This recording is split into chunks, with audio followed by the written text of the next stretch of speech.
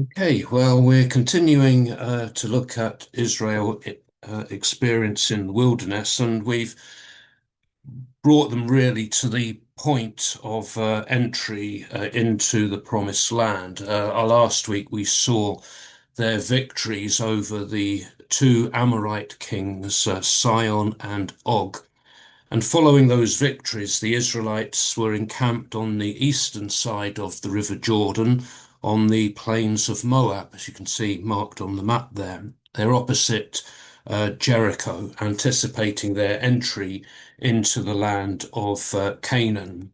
And whilst they are waiting there to cross over the Jordan, several important events take place, which are recorded in the final section of the book of Numbers. And the first of these is the dramatic and unusual story of Balaam, who appears to be a prophet who's hired by Balak, the king of Moab, to curse Israel, but who, after being spoken to by his donkey, can only bless Israel. So it's an unusual and fascinating story, which is recorded in three chapters, Numbers chapter 22 through to 24. And it contains some of the oldest poetry that we have in the Bible, which we'll be looking at not this evening, but in the following next week, in the following week. We want to begin here this evening in Numbers chapter 22, and we'll read verses 1 to 6. Numbers 22, verses 1 to 6. Then the people of Israel set out and encamped in the plains of Moab, beyond the Jordan at Jericho. And Balak the son of Zippor saw all that Israel had done to the Amorites. And Moab was in great dread of the people, because they were many. Moab was overcome with fear of the people of Israel. And Moab said to the elders of Midian, This horde will now lick up all that is round about us, as the ox licks up the grass of the field. So Balak the son of Zippor, who was king of Moab at that time, sent messengers to Balaam the son of Beor at Pethor, which is near the river in the land of Ammon, to call him, saying, Behold, a people has come out of Egypt. They cover the face of the earth, and they are dwelling opposite me. Come now, curse this people for me, since they are too mighty for me. Perhaps I shall be able to defeat them and drive them from the land. For I know that he whom you bless is blessed, and he whom you curse is cursed. But the presence of the Israelites on the plains of Moab there, and the knowledge of their victories over the two Amorite kings, caused concern for the Moabites. Verse 3 there says that they were in great dread of the people because they were many. Moab was overcome with fear of the people of Israel. So they feel threatened by the presence of these people, that they're there in huge numbers. And Moab's fear is shared with the elders of Midian. And the Midianites are also dwellers in this area as well. And to whom they say, This horde will now lick up all that is round about us, as the ox licks up the grass of the field. So they liken them to like a herd of ox which would be eating up all of the grass. So they're very fearful of the presence of the Israelites here, that they're going to take their land and take all the crops that may be in the land. And if they're not strong enough to defeat Israel on the field of battle, then what are they to do? The current king of Moab is named here as Balak, the son of Zippor. And so he decided then to send some messengers to a character who's named Balaam, the son of Beor, who resides at Pethor, which is described as being near the river in the land of Ammon. The river that's referred to here is the river Euphrates. So Balaam lives in northern Mesopotamia. Deuteronomy chapter 23 and verse 4 mentions him living in, coming from Mesopotamia. Deuteronomy 23, verse 4. It's a passage which explains why Ammonites and Moabites were not allowed to be in the assembly of the Lord. Verse 4 says, because they did not meet you with bread and with water on the way when you came forth out of Egypt, and because they hired against you Balaam, the son of Beor, from Pethor of Mesopotamia, to curse you. So the place where Balaam comes from is in Mesopotamia on the river Euphrates. We'll have a look at a map of the location in just a moment, but it's about 400 miles from Moab and from the Jordan, so it's a long way away. The message sent explains that these people have come out of Egypt and they're dwelling nearby, so they're posing this threat to the Moabites and the Midianites. And since they are too powerful for Balak to deal with, he asks for Balaam to come and curse them. And so, in that way, take away any power they might have, and then he will be able to defeat them and drive them away from the land. This character, Balaam, has a reputation in the region for pronouncing blessings and curses that come to fulfillment. Balak says in his message to him, for I know that he whom you bless is blessed, and he whom you curse is cursed. In Joshua chapter 13, verse 22, Balaam is described there as being a soothsayer, which means that he's someone who can predict the future and also influence the future. So if Balaam can come and do this, then this would be the solution to the problem as Balak sees it. So here's a map showing us the location of Pethor, where Balaam lives, and Moab further down to the south. So as you can see, it's a long journey, and it's around about 400 miles, and it's a long way to go to get this help. So we'll read on in the account in chapter 22, verses 7 to 14, and we see what happens with Balaam's response to the message. So the elders of Moab and the elders of Midian departed with the fees for divination in their hand, and they came to Balaam and gave him Balak's message. And he said to them, lodge here this night, and I will bring back word to you as the Lord speaks to me. So the princes of Moab stayed with Balaam, and God came to Balaam and said, who are these men with you? And Balaam said to God, Balak the son of Zippor, king of Moab, has sent to me, saying, behold, a people has come out of Egypt, and it covers the face of the earth. Now come, curse them for me. Perhaps I shall be able to fight against them and drive them out. God said to Balaam, you shall not go with them. You shall not curse the people, for they are blessed. So Balaam rose in the morning and said to the princes of Balak, go to your own land, for the Lord has refused to let me go with you. So the princes of Moab rose and went to Balak and said, Balaam refuses to come with us. So the joint delegation of elders or princes from Moab and Midian departed with Balak's message and carrying with them money, the fees for divination. So this is what they will pay Balaam for cursing Israel for them. So when they arrive, they pass on Balak's message. Balaam tells them to stay the night, and he will then convey to them what the Lord has said to him. Balaam uses the name Yahweh here, or Lord, translated with all in capital letters there for Lord. And so it seems that he has knowledge of the true God and he communicates with God. So this is someone who is outside of Israel, who appears to be a prophet of the Lord.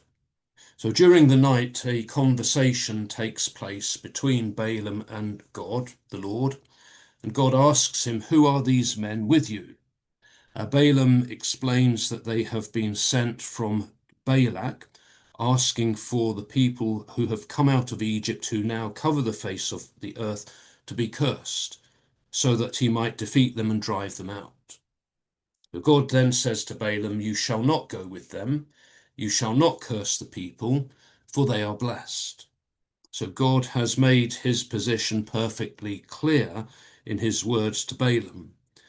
The people Balaam is being asked to curse are God's own people, Israel, and they are blessed. So in the morning, Balaam tells the messengers to return to their own land. He says to them, "For the Lord has refused to let me go with you." And so they make the long journey back to Balak, and they say to him, "Balaam refuses to come with us." Balaam, though, is now very soon to find himself in a difficult situation. He's going to be pulled in two opposite directions, either to obey God's command or to give in to Balak's demand. So we'll read on in the account here in verses 15 to 20. Once again Balak sent princes, more in number and more honourable than they, and they came to Balaam and said to him, "Thus says Balak the son of Zippor, let nothing hinder you from coming to me, for I will surely do you great honour, and whatever you say to me I will do. Come, curse this people for me."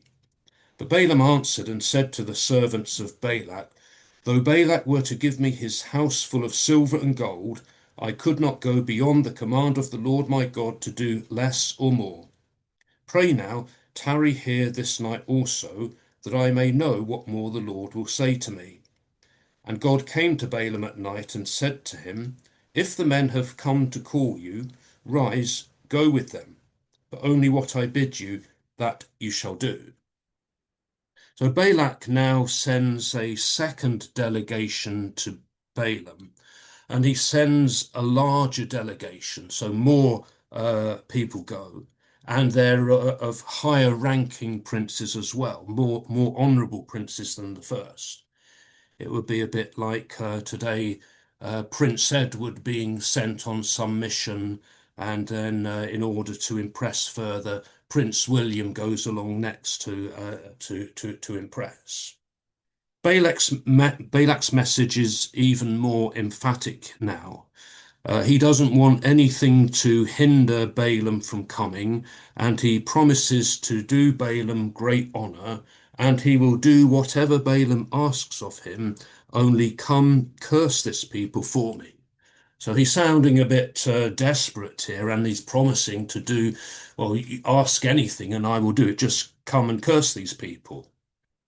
But Balaam holds firm, and he says even if Balak were to give him his house full of silver and gold, he could not go beyond the command of the Lord his God to do less or more. However, Balaam instructs the delegation to stay the night. He says that I may know what more the Lord will say to me.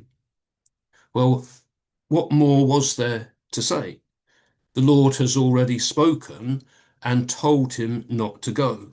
So why does he need to consult God again? So this time God came to him in the night and said, "If the men have come to call you, rise, go with them, but only what I bid you, that you shall do." So why is God now allowing Balaam to go with the delegation when in the first time he'd said, "Don't go"? So is this what Balaam really wanted to do? And so God is now giving him his desire. This is perhaps the permissive will of God. And this is a principle that we see often, that God will allow people to have what they desire or what they insist upon, even if it is not what God wants for them and it goes against his will. We see an example of this in Psalm 106. Verses 14 and 15, which is relating to the Israelites in the wilderness and their desire to have meet their cravings in the wilderness. Verse 14 says of them, "But they had a wanton craving in the wilderness and put God to the test in the desert. He gave them what they asked." As we saw in one of the earlier accounts, when they wanted that meat and demanded to have the meat, God gave them the meat. They insisted upon it, even though it was not what God wanted for them.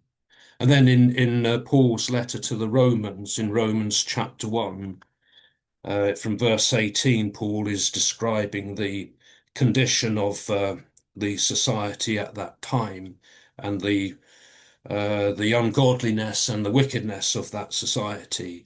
And he repeatedly says here of those he's speaking of that God gave them up. So in verse 24, therefore God gave them up in the lusts of their hearts to impurity.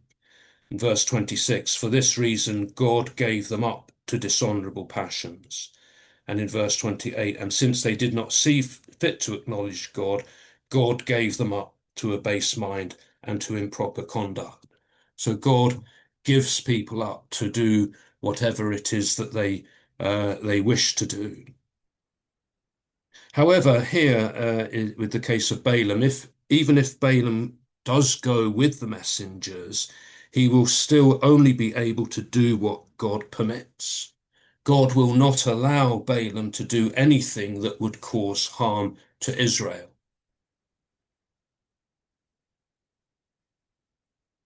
We come then to Balaam's third encounter with God now in verses 21 to 35. So Balaam rose in the morning and saddled his ass and went with the princes of Moab. But God's anger was kindled because he went, and the angel of the Lord took his stand in the way as his adversary. Now he was riding on the ass, and his two servants were with him. And the ass saw the angel of the Lord standing in the road with a drawn sword in his hand. And the ass turned aside out of the road and went into the field. And Balaam struck the ass to turn her into the road. Then the angel of the Lord stood in a narrow path between the vineyards with a wall on either side. And when the ass saw the angel of the Lord, she pushed against the wall and pressed Balaam's foot against the wall. So he struck her again. Then the angel of the Lord went ahead and stood in a narrow place, where there was no way to turn either to the right or to the left. When the ass saw the angel of the Lord, she lay down under Balaam, and Balaam's anger was kindled, and he struck the ass with his staff. Then the Lord opened the mouth of the ass, and she said to Balaam, what have I done to you that you have struck me these 3 times? And Balaam said to the ass, because you have made sport of me.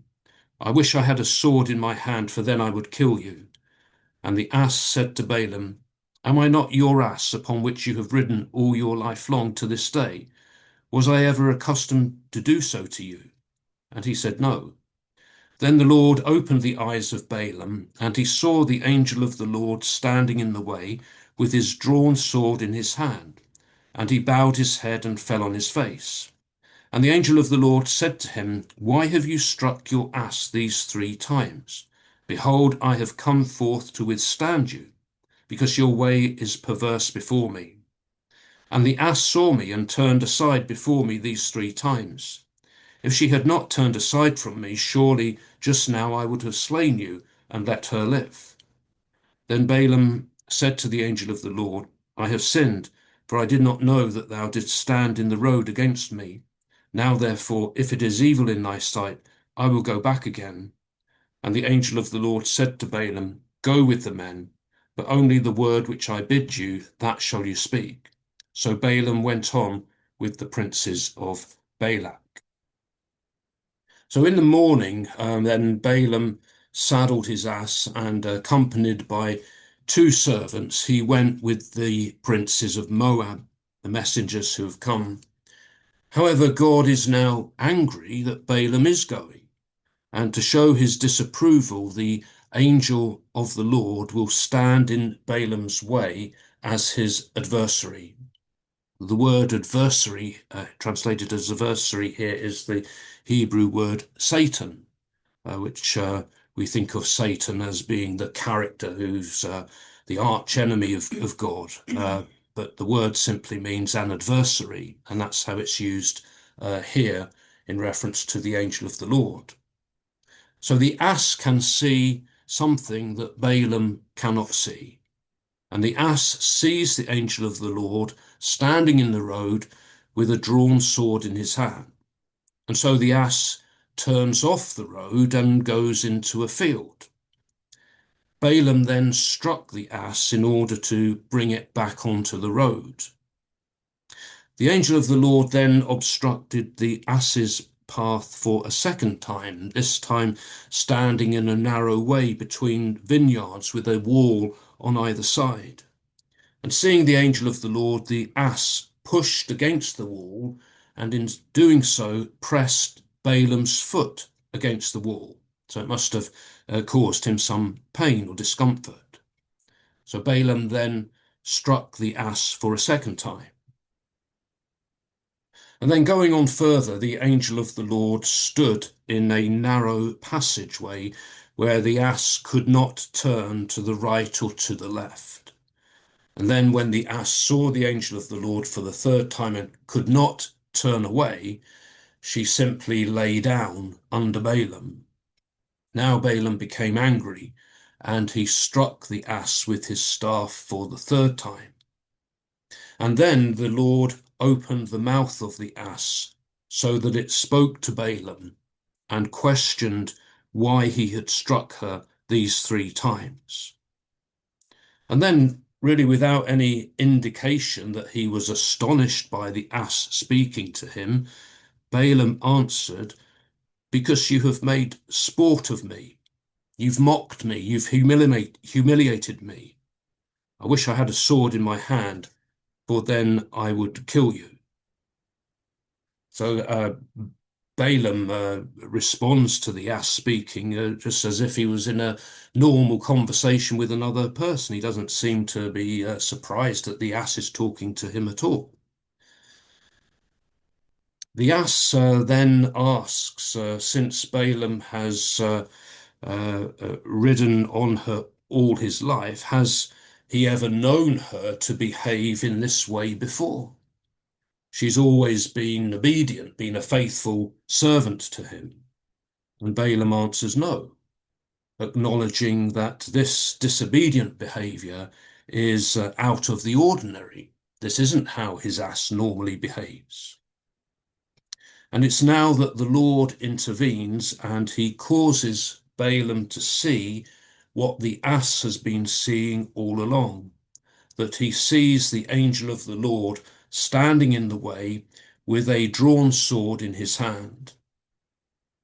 And now at this sight, Balaam bowed his head and he fell on his face. And the angel of the Lord then spoke and asked Balaam why he has struck the ass 3 times. And the angel of the Lord explains that he has come out to oppose Balaam because his way is perverse. The ass had seen the angel of the Lord and had turned aside 3 times, in doing so saving Balaam's life. If the ass had not done so, then the angel of the Lord says that he would have slain Balaam and he would have let the ass live. So Balaam then acknowledged that he had sinned, saying that he didn't know that the angel of the Lord had stood in the road against him. This incident is referred to in the New Testament by Peter in his second letter, in 2 Peter chapter 2, verses 15 and 16. Peter is describing characteristics of false teachers, behavior of false teachers. And he says of them here, they have hearts trained in greed, accursed children, forsaking the right way, they have gone astray. They have followed the way of Balaam, the son of Beor, who loved gain from wrongdoing, but was rebuked for his own transgression. A dumb ass spoke with human voice and restrained the prophet's madness. So Peter likens the false teachers of his day to those to Balaam, that he says they have followed the way of Balaam, who loved gain from wrongdoing and was rebuked for his own transgression by the ass that spoke to him. So Balaam now says, well, he will return. He'll go home if this venture is evil in the Lord's sight. If God doesn't approve of this, then Balaam says he'll go back home. But the angel of the Lord tells Balaam to carry on, go on with this journey and go on with the princes of Balak. But he says, only the word which I bid you, that you shall speak. So God allows him to carry on, but God still has a purpose for Balaam to fulfill here.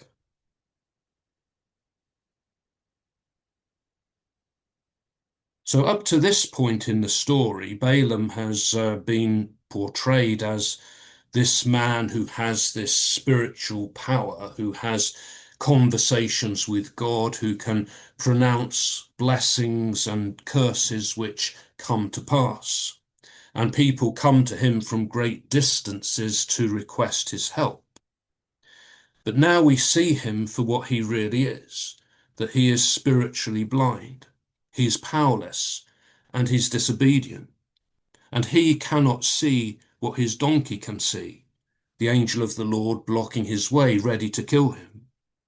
He also fails to see the significance in his donkey's unusual behavior, that this should have perhaps been a sign to him that something was wrong here. Instead, he violently beats the donkey. And it was only when the donkey spoke and the Lord opened his eyes that Balaam came to his senses and he could see the reality of the situation, that God has a sword and he will use it against those who are disobedient. Initially, Balaam had been obedient.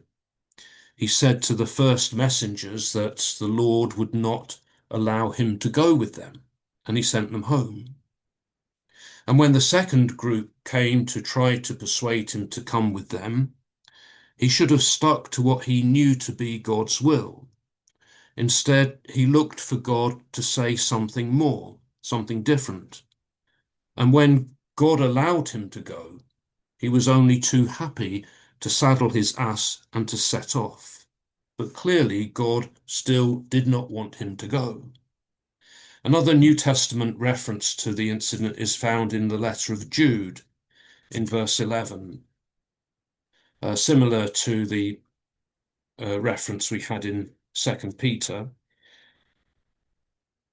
Jude, verse 11, again, Jude is speaking of false teachers here as well from his time. Woe to them, for they walk in the way of Cain and abandon themselves for the sake of gain to Balaam's error and perish in Korah's rebellion. So he speaks of false teachers from his day, again, being similar to Balaam, and he speaks of Balaam's error, that they abandon themselves for the sake of gain to Balaam's error. And that seemed to be Balaam's problem, that his error was to think that he could personally gain or benefit from this venture. He was all too happy to accept the fees, the money that was being offered to him for this. In the end, God does allow him to go to Balak, but he will only be permitted to say the words that God gives him.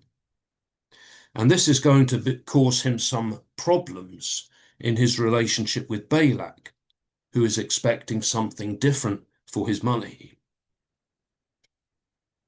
If we look at the final verses of this chapter, verse 36 to 40, it goes on to say, when Balak heard that Balaam had come, he went out to meet him at the city of Moab, on the boundary formed by the Arnon, at the extremity of the boundary. And Balak said to Balaam, did I not send to you to call you? Why did you not come to me? Am I not able to honor you? Balaam said to Balak, lo, I have come to you. Have I now any power at all to speak anything? The word that God puts in my mouth, that must I speak. Then Balaam went with Balak, and they came to Kiriath Huzoth. And Balak sacrificed oxen and sheep, and sent to Balaam and to the princes who were with him. So Balak goes out to meet Balaam as he arrives at the northern boundary of Moab's territory on the river Arnon.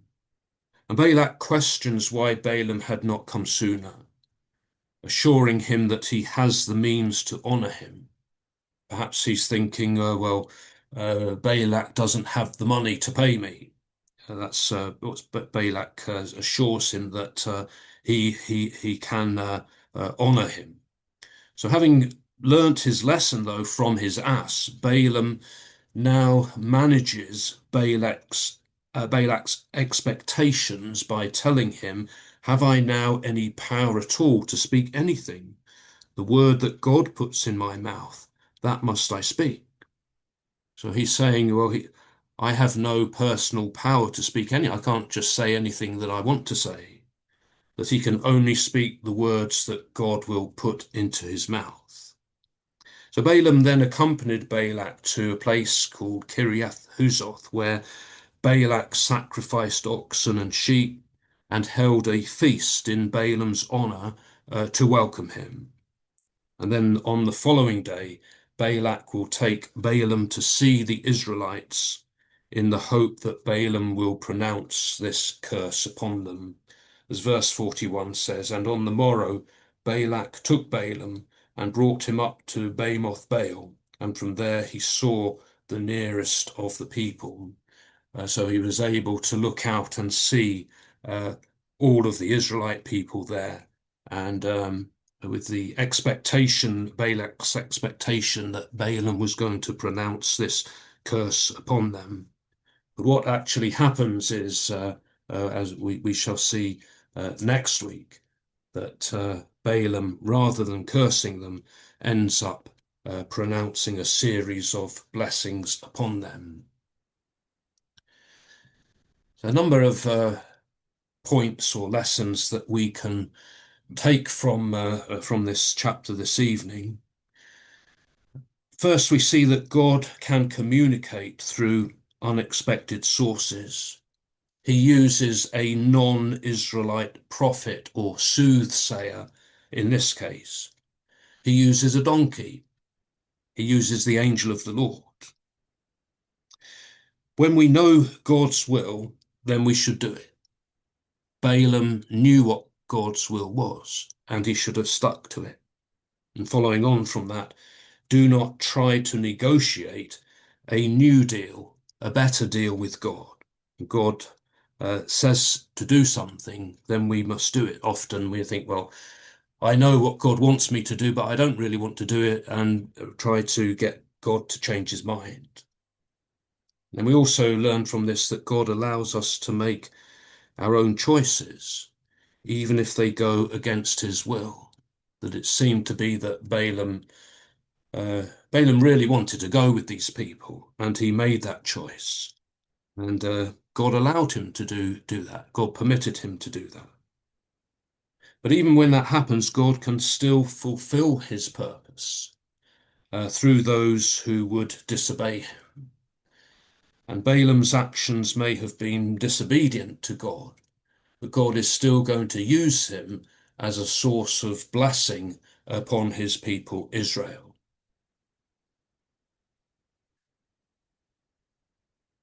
We will stop here